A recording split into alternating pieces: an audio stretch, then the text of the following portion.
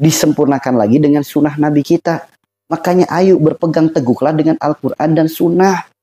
Gak ada satupun di Al-Quran, gak ada satupun dalam sunnah Nabi yang menyalahkan makanan kalau lagi sakit. Zaman sekarang sakit makanan mulu yang disalahin. Makanan terus yang disalahin. Banyak gak di sini sakit nyalahin makanan? Banyak sekali teman-teman. Sakit nyalahin makanan. Sakit nyalahin makanan. Ini gara-gara makan gorengan kemarin saya jadi kolesterolnya tinggi. Jangan dibiasain pola pikir kayak gitu. Gajah di pelupuk mata nggak kelihatan, semut di ujung laut kelihatan. Kesalahan diri nggak dilihat, nyalahin makanan. Manusia macam apa yang kayak gitu? Andai kan kita berpegang teguh dengan Al-Quran dan Sunnah, nggak akan mungkin kita menyalahkan makhluk lain, nggak akan mungkin kita menyalahkan makanan kita. Kita justru akan lebih banyak introspeksi diri. Kenapa aku sakit seperti ini? Kenapa aku sakit seperti ini? Bagaimana kalau sakit lambung, baru makan lombok sama yang asem-asem? Baru makan. Gini teman-teman. Ilmu medis itu mengajarkan kesehatan yang sangat luar biasa. Ketika dokter menyampaikan, ibu, untuk sementara jangan makan ini dulu. Nah, maksudnya sementara jangan makan ini itu apa? Sementara jangan dimakan. Bukan untuk dimusuhi.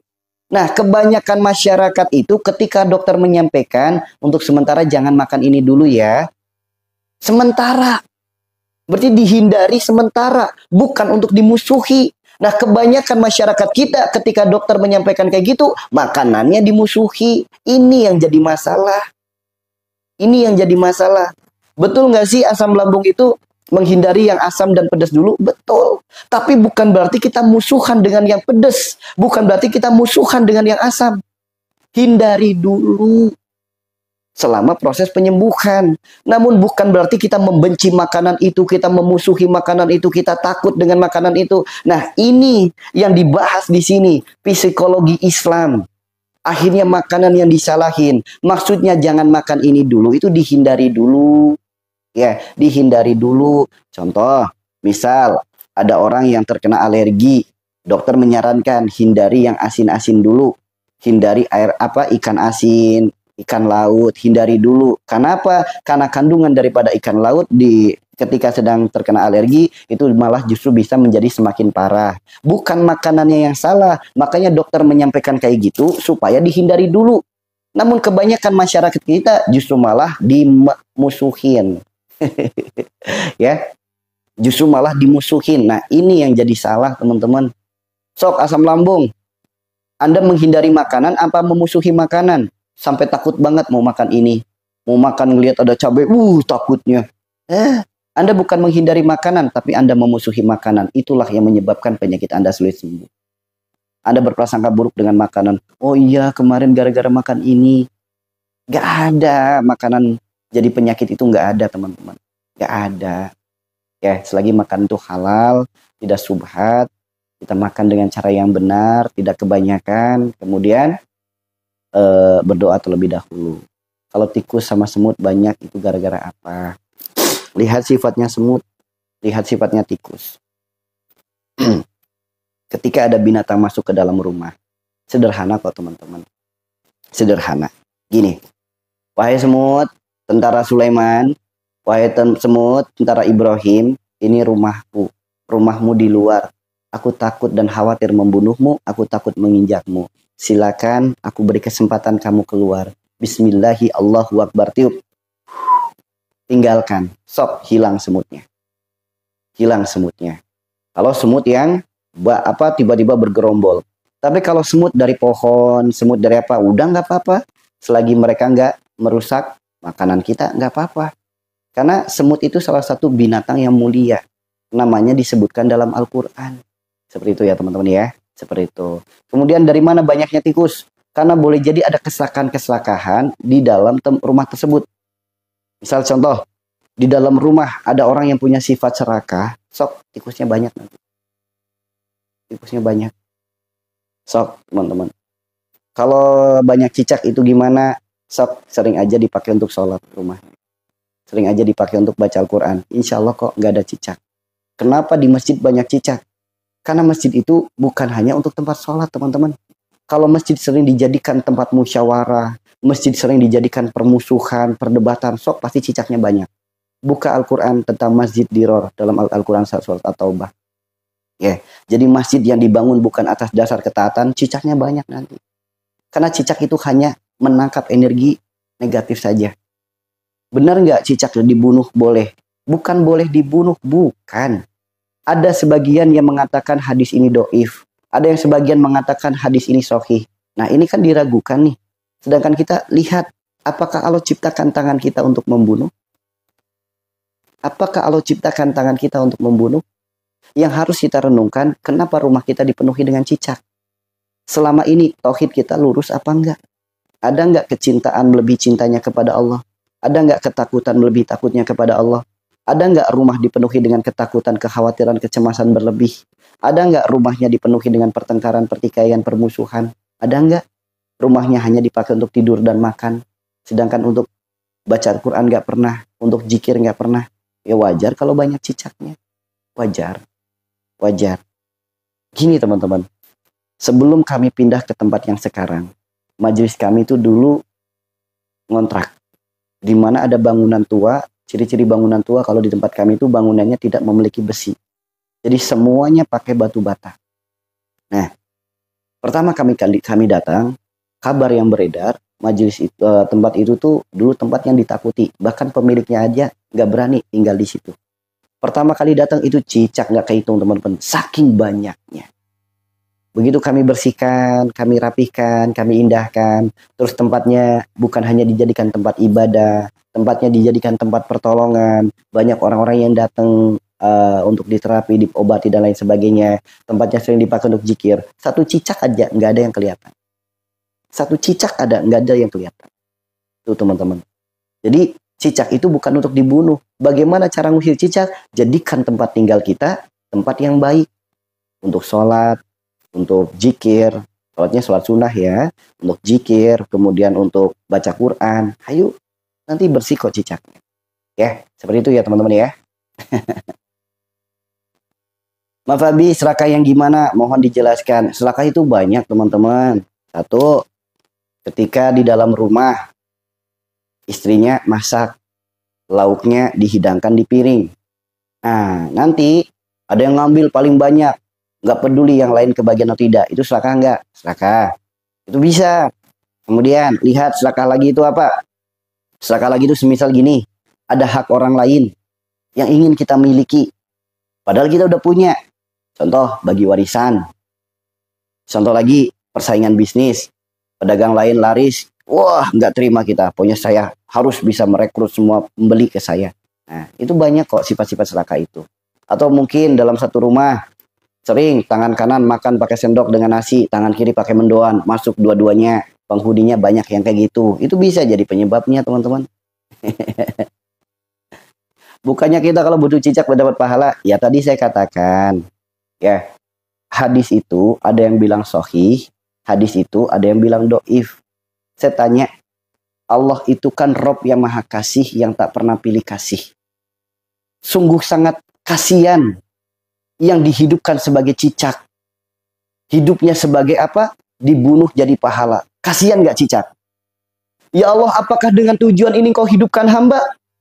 Engkau hidupkan hamba, engkau bahkan dijadikan hamba sebagai sebuah filosofi yang sangat luar biasa, di mana rizki hamba terbang, sedangkan hamba melata. Namun kau Rob yang maha pemberi rizki, sehingga hamba tidak pernah khawatir dengan rizki darimu.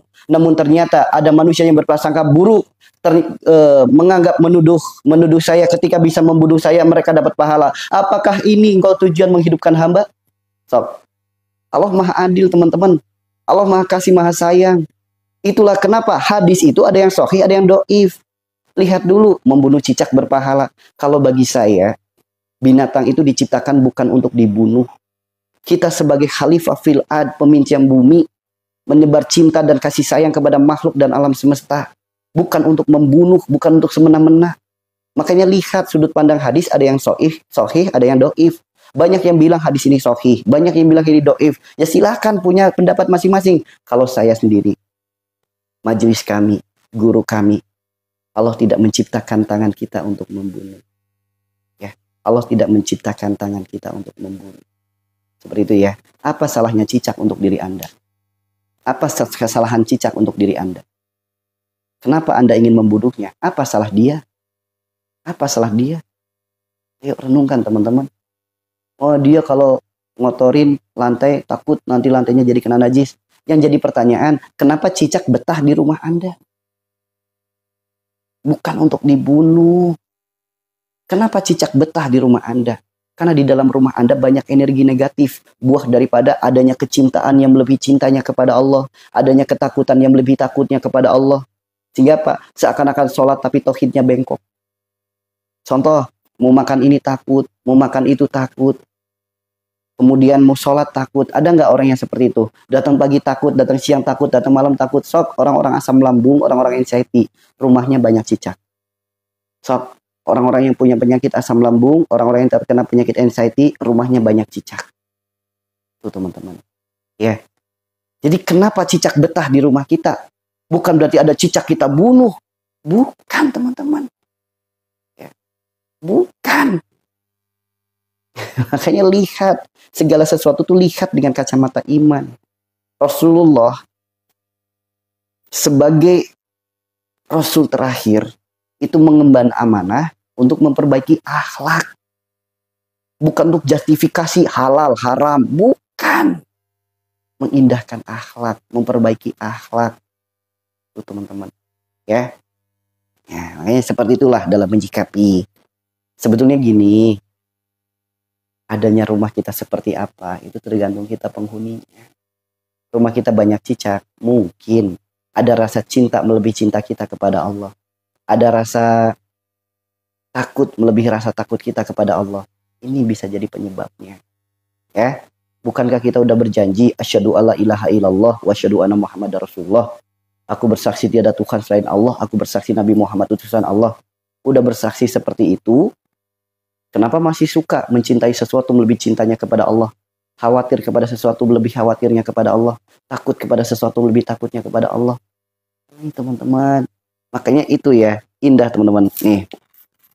Apalagi kalau teman-teman belajar kitab ini. Ya. Al-Hikam. Hikmah. Ilmu yang mengajarkan kita bijaksana.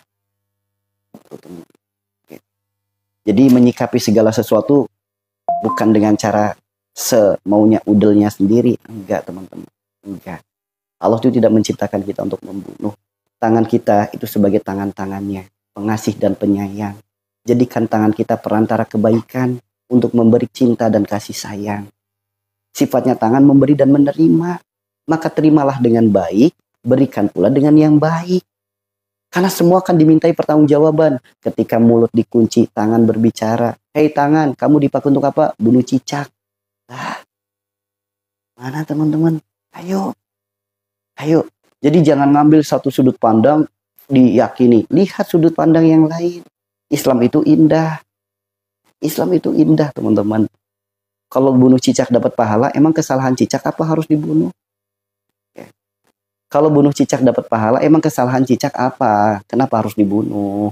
Kenapa? Dia punya salah apa sih? Punya salah apa sih ke kita? Kok harus dibunuh? Dia punya salah apa sama kita? Ya, oh dia kan yang nunjukin, ngasih tahu ke apa? Orang-orang Quraisy kalau Rasulullah ada di dalam. Kata siapa? Emang orang Quraisy tahu bahasa cicak? Yang tahu bahasa binatang hanya Nabi Sulaiman. Katanya cicak ngasih unjuk tuh di sana. Emang dia bisa ngomong? Coba deh, dongeng-dongeng kayak gitu coba dilihat pakai iman, pakai akal sehat. Emang cicaknya bisa ngomong, "Hei orang kafir Quraisy, tuh Rasulullah di dalam." Emang dikasih tahu kayak gitu? Enggak, teman-teman. Ya. Gitu ya, teman-teman ya. Maka ayo, teman-teman. Belajar ilmu agama itu bukan dengan doktrin dan dogma, tapi dengan kesadaran, dengan kewarasan, dengan keelingan. Sing eling, sing sadar, sing waras. Hidup itu harus sadar. Beragama itu bukan karena doktrin, bukan karena dogma, bukan juga karena keturunan. Ayo, beragama itu karena kesadaran. Gitu ya teman-teman ya. Iya. Emang cicaknya ngomong ke kafir Quraisy, "Hei kafir Quraisy, tuh di dalam ada Rasulullah." Emang dia ngomong kayak gitu? Emang orang kafir Quraisynya tahu bahasa cicak? Yang tahu bahasa binatang hanya Nabi Sulaiman. Tuh teman-teman.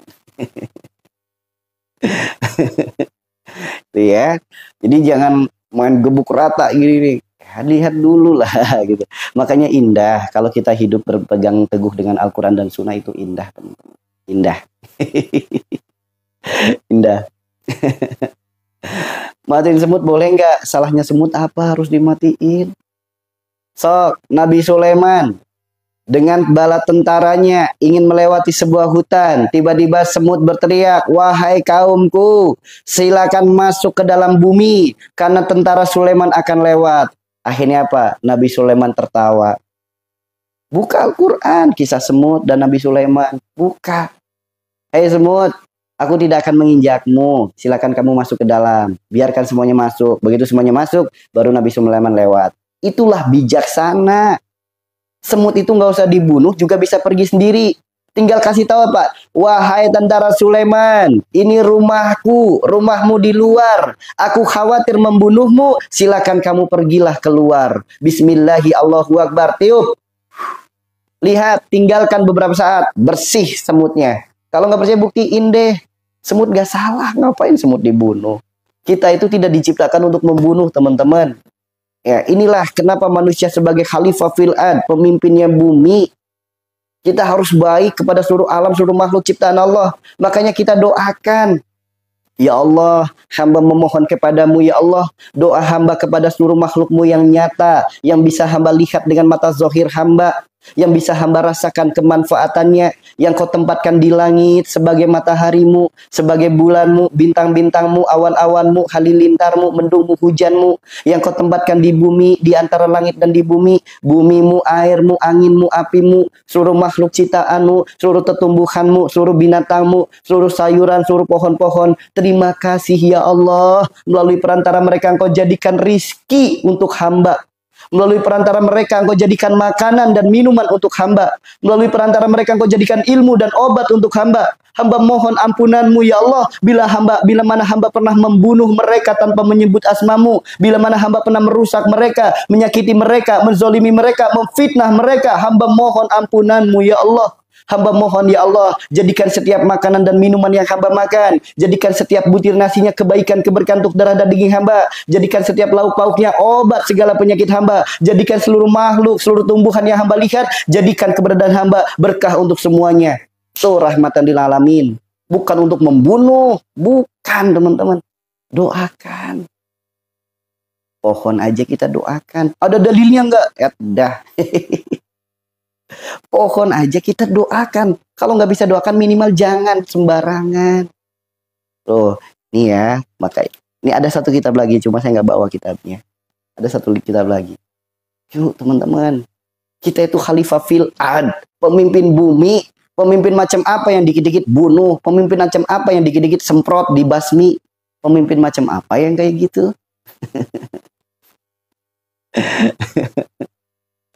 Ya. Pemimpin macam apa yang seperti itu? Ya, paham ya di sini ya teman-teman ya. Bismillah, semoga berkah selalu untuk semuanya. Yuk teman-teman. Masya Allah. Selagi mereka tidak menyakiti kita, ngapain dibunuh sih? Ngapain? Bahkan ketika digigit nyamuk, Masya Allah nyamuk, ternyata darahku sebagai perantara rizki untukmu. Jika udah kenyang, pergi ya. Semoga jadi jalan keberkahan untuk dirimu. Nyamuk. Mau pilih yang mana? Ketika digigit nyamuk, lihat. Nyamuk ketika lagi gigit, sebelum dia mati, dia tidak akan melepas gigitannya. So, Rasulullah bersabda, tidaklah Allah titipkan penyakit, melainkan Allah gugurkan dosa. Bahkan rasa sakitnya tertusuk duri saja penyebabnya dosa kita. Rasa sakitnya digigit semut penyebabnya dosa kita. Nyamuk itu rela dirinya sebagai perantara penggugur dosa kita dengan mereka menggigit kita. Kok disalahin sih? Coba pakai kacamata iman, pakai kacamata hikmah dalam melihatnya. Ingat ya, bahkan rasa sakitnya tertusuk duri saja penyebabnya adalah dosa kita. Rasa sakitnya digigit semut itu juga penyebabnya dosa kita. Semut dia rela sebagai jalan penggugur dosa kita. Mereka menggigit kita, sebelum mereka mati dia tidak akan melepas gigitannya. Itu semua teman-teman, mereka berjasa untuk diri kita sebagai perantara penggugur dosa. Kok disalahin? Kok disalahin? Ayo renungkan teman-teman. Rasa sakitnya tertusuk duri saja penyebabnya dosa. Ya, penyebabnya dosa. Udah deh, nggak usah banyak pertanyaan tentang binatang. Selagi mereka tidak mengganggu kita, kenapa kita bunuh? Udah, nggak usah banyak pertanyaan lah. Nanti munculnya macam-macam. Kalau bunuh harimau, hukumnya gimana? Itu mah bukan pertanyaan. Ya, ya, udah. Selagi binatang itu tidak mengganggu kita, tidak mengancam kita, ngapain harus dibunuh? Ya, ngapain harus dibunuh? Gitu aja ya. Mau binatang apapun nggak usah ditanya. Itu aja, selagi binatang itu tidak mengganggu kita, selagi binatang itu tidak mengancam nyawa kita, ngapain harus dibunuh? Seperti itu ya teman-teman ya. Dah, kayak gitu teman-teman. Indah loh kalau kita hidup itu mempelajari kitab-kitab ulama terdahulu, salah satunya Al-Hikam. Al-Hikam ini ditulis oleh Ibnu Athaillah Iskandari. Itu luar biasa, akan melahirkan kita bijaksana. Bahkan teman-teman tahu nggak?